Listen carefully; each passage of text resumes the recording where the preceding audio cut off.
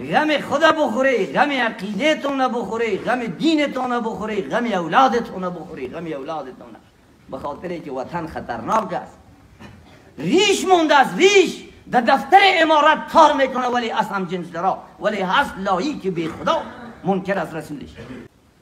نقصانه که حکومت موجودی داره که فقط مخالف خدا میپاله. کسی که مخالف قدرتش است را میکشه، میچوکه، میزنه، ولی کسی که مخالف خدا و رسولش است او را نمیگیره. نه امر بالمعروفش میگیره، امر بالمعروف نه قماندانش میگیره و نه امنیتش میگیره. ما میشناسم به هر رنگی که میخوای جامعه میپوش، ما اندازه قدت را میشناسم، زیر ریش و لنگی ما فریب نمیخورم. ما میفهمم که کدام طالب مسلمان است، این به خاطر خدا و رسولش کار میکنه. طالبی که مسلمان باشه دهری میپاله، طالبی که مسلمان باشه منکر خدا و رسول میپاله، طالبی که مسلمان باشه کسی را میپاله که او فکر غربی و فکر کمونیستی داره، میگیره، میچوکه، با در سرک مردش میپرده، مرا میگه جنازه جا بخون. ما میگیم خوبش کن. این میره مسلمان ها رو میگیره که شما حالا این شده او شده. غم موتر زره خدا میخوره که نو ملا صاحب در زره رسیده.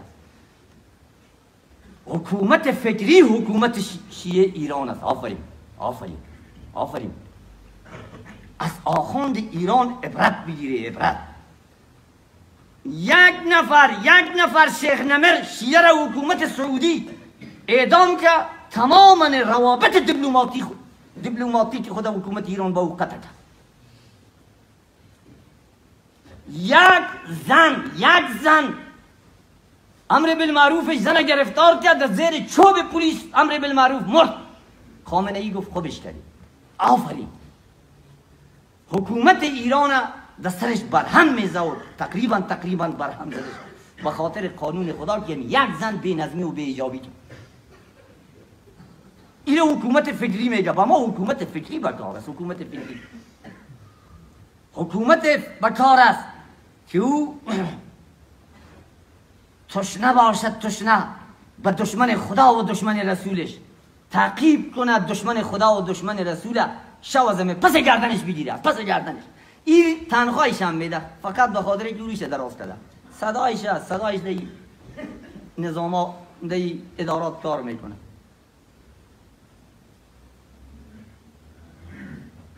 برادران محترم، قابل تشویش نیست که کسی تشویش کنه. در این سرزمین اسلامی 2 امپراتور حکومت کرده است. 2 مرتبه این کشور زیر سلطه کفار شرق و غرب رفته است. شما نبوده، شما وجود نداشته که در این وطن کفار شرقی حمله کرده بود. 10 سال این وطن زیر سیطره روسا و هم پیمانایش بود، پیمان وارسا میگفتندش. در این جایی که شما نماز میخونید در اینجا روسا فوتبال میکردن و کنگایشون بود.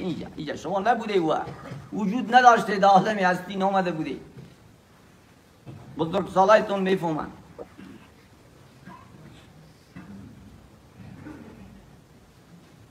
روس قدرت نظامی، قدرت فکری داشت. قدرت نظامیش توسط مسلمانای وطن، جوانای امو زمان در هم شکست. نصرت از الهی بود، سعی و تلاش از جوانای سرزمین بود، در هم شکست رفت. ولی قدرت فکریش در این وطن کماکان باقی است.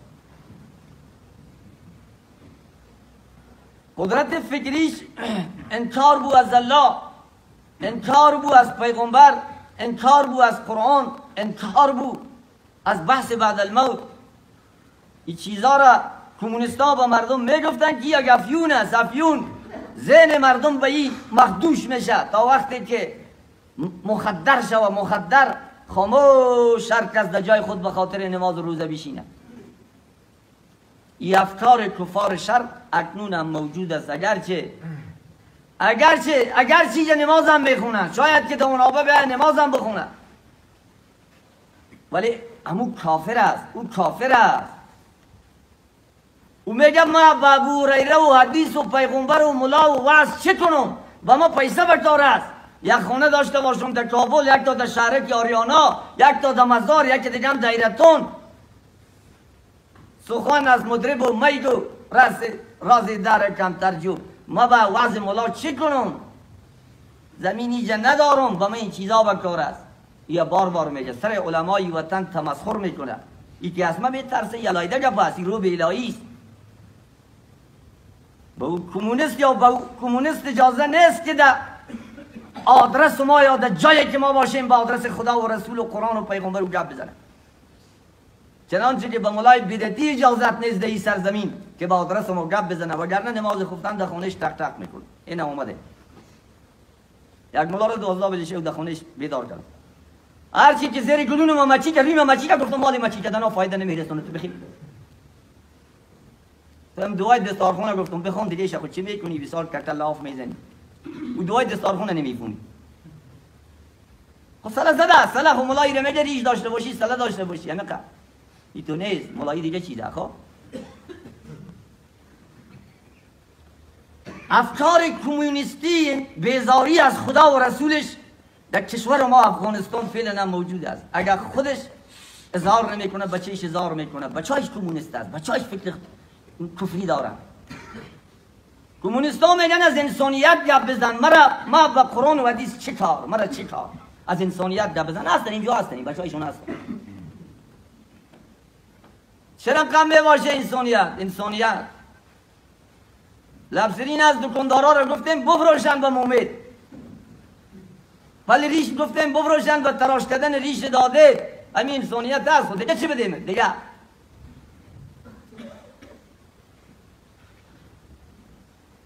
دویم بار کفار غرب در بالای وطن سلطه شرقی‌ها در وطن 10 سال بودن پیمان ناتو در وطن 20 سال باقی موند 20 سال بنابراین ناتو نسبت به وارسا بیشترین فکر و فرهنگ خود در وطن داره فکرتون باشه بنابر رحمت الله و سعی و تلاش بعضی از مسلمان ها پیمان ناتو در هم شکست پیمان نظامیش شکست خورد و از این وطن فضیحانه فرار که فضیحانه شب فرار که شب از این وطن دوریخت ولی افکارش در این وطن باقی مانده است قوت فرهنگی قوت فکریش در بین این جامعه فعلا میگرده خونه به خونه میگرده از این جهت در این وطن هم جنس جرایان است به کثرت هم جنس جرایان در این وطن پیدا میشه دیاست اصلی در این وطن عادی جامعه مدنی همه اکنون یا زنش یا شویش در بینتون است اگر زنش در این وطن نیست خونه است شویش در بینتون است شویش جامعه مدنی فی الحال در این وطن موجود است این زن چی کار میکنه میگه در جامعه مدنی است شویش همه پیش رو خمه میشینه و از گوش میکنه یار هم جنس درایان میگن لغتگویا علما تعداد اصطلاح علما اینا رو منصوبات و لواحق منصوبات میگن پرسون کنه با پیش یک ملا که رفتی بگو منصوب چرا میگه لواحق منصوب چرا میگه به خاطر که در این منبر خود شرم است از اون که ما تعبیر کنم بگو اینا به کثرت موجود هستند کثرتشون از فضای مجازی میبینی فضای مجازی زمانی که در فضای مجازی برو تو ما میبینی که چقدر کافر در این وطن از افغانستان چقدر کافر است چقدر گریخت است از خارج و چقدر در این وطن موجود است ریشش از دو بلیس از ترس طالب دو بلیس ریش مونده است ولی از حرامی سر مادر و سر شوهر خود تجارت میکنه میفهمی که می تجارتی است از اینجا میفهمی بنابراین هیچ کس در فکر در غم طالب نخوره غم نظام طالب نخوره با شمول من غم طالب غم نظام طالب نمیخورم ای غیر ممکن است که ما به یک تنظیم وابسته شوم یک کار داشتم گفتمتون از جمعیت زمانی که در کراچی رفتم اوجا نمیگرفت انسان بیایی که یک کارت شناسنامه نداشته باشی رفتم گرفتم وقتی که ثبت مدرسه شدم رو پاره کردم گفتم با همراه ربانی صاحب من نیستم